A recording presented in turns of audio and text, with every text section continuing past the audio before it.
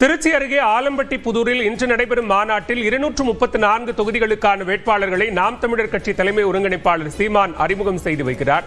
இதற்கான ஏற்பாடுகள் தற்போது விறுவிறுப்பாக நடைபெற்று வரக்கூடிய நிலையில் கூடுதல் விவரங்களோடு இணைகிறார் சிறப்பு செய்தியாளர் ரகுவரன். இன்று நடைபெற இருக்கக்கூடிய நாம் தமிழர் கட்சியினுடைய வேட்பாளர் அறிமுக கூட்டம் அது ஒரு மாநாடாகவே நடைபெறுகிறது. ஏற்பாடுகள் எந்த அளவுக்கு இருக்கிறது, என்னென்ன அறிவிப்புகள் இன்னைக்கு எதிர்பார்க்கலாம்?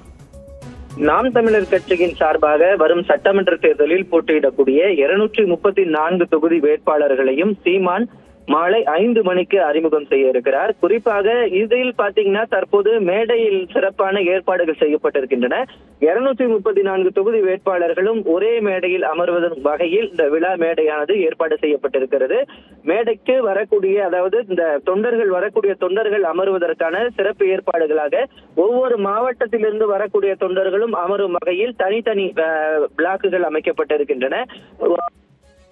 போடுவதற்கான இடங்கள், குடிநீர் வசதிக்கான ஏற்பாடுகள் போன்றவை எல்லாம் செய்யப்பட்டிருக்கக்கூடிய சூழ்நிலையில 117 ஆண்கள் 117 பெண்கள் என்று ஆண் பெண் சமமாக பார்க்கக்கூடிய அளவில் வேட்பாளர்கள் அறிவிக்கப்பட இருக்கிறார். குறிப்பாக இந்த முறை பாத்தீங்கன்னா ஒரு சட்டப்பகுதியில ஒரு திருநங்கையை வேட்பாளராக அறிவிப்பதற்கான ஏற்பாடுகளை நாம் தமிழர் சார்பாக ஏற்பாடு செய்யப்பட்டிருக்கிறது.